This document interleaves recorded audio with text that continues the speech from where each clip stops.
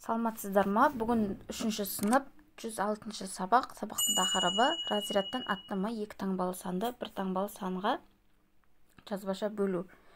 Бірінші тапсырма: тиімді тәсілмен есептеп, Ахмет Байтұрсынұлы қай кітаптың авторы екенін анықта. Енді бұл жерде бізге авторын анықтау керек. Ол үшін тиімді тәсілмен есептейміз. 400 қосу 160 бөлінген 140 тең. Бірінші 400-ді 40-қа бөлеміз. 400 бөлу 40 қосу 160 бөлу 40. Бірінші осылай бөліп аламыз. Тең болады 400-ді 40-қа бөлсек 10 қосу 160-ды 40-қа бөлеміз 4. Тең болады 14. Демек, қазақша әліппені Ахмет Байтұрсынов жазған екен. Дәптерге мұқият жазып аламыз. Келесі тапсырма: екінші есептеудің қалай орындалғанын түсіндір. Бұл жерде де дәл сондай. Бірінші 60-ты 3-ке бөлген және 9-ды 3-ке бөлген. Тең болады 60-ты 3-ке бөлеміз 20 қосу 9-ды 3-ке бөлеміз 3. Тең болады бізде 23. Тиімді есептеу тәсілі. Келесі тапсырма: өрнектерді баған түрінде жаз және есепте, дұрыстығын тексер. Енді бұл жерде өте оңай тапсырма берілген. Бірінші 84-ті 2-ге бөлеміз. Осылай есептесек болады. Бірінші 8-ді 2-ге бөлеміз 4, 4-ді 2-ге бөлеміз 2. 9-ды 3-ке бөлеміз 3, 3-ді 3-ке бөлеміз 1. 6-ны 3-ке бөлеміз 2, 9-ды 3-ке бөлеміз 3. 6-ны 2-ке бөлеміз 3, 4-ді 2-ке бөлеміз 2. 8-ді 2-ке бөлеміз 4, 6-ны 2-ке бөлеміз 3.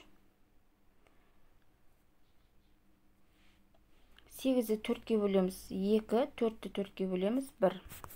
5-ді 5-ке және 5-ді 5-ке бөлеміз 11. 11.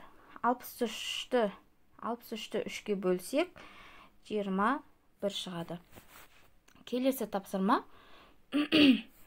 4-ші жолаушылар пойыздағы 3 вагонның әрқайсысында 32 жолаушыдан, ал 2 вагонның әрқайсысында 24 жолаушыдан бар.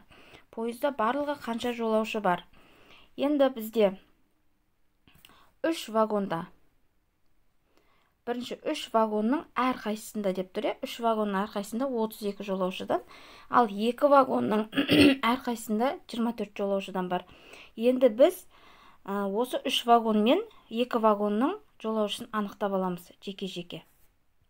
Ол үшін біз не істейміз? Ол үшін 3-ті 32-ке көбейтіп аламыз. 3 көбейту 32 тең болады 96.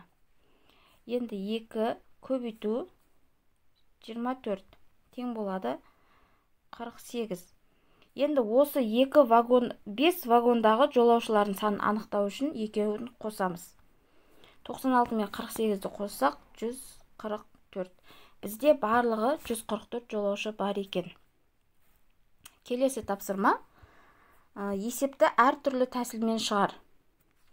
Аудандағы балалар кітапханасына 2 қорап кітап әкелінді. Бірінші қорапта 24 кітап, екіншісінде 32 кітап бар. Барлық кітап әр сөреге 8-ден қойылды. Қанша сөреге кітап қойылды? Енді біз барлық кітаптың санын анықтап аламыз. Бірінші қорапта 24, екіншісінде 32. Демек,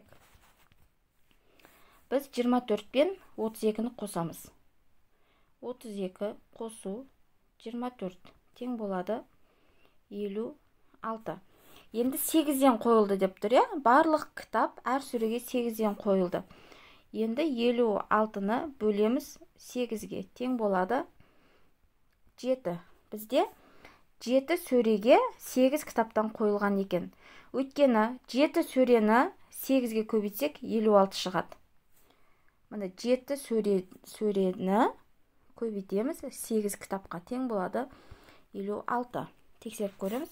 Мұқият дәптерімізге жазып аламыз.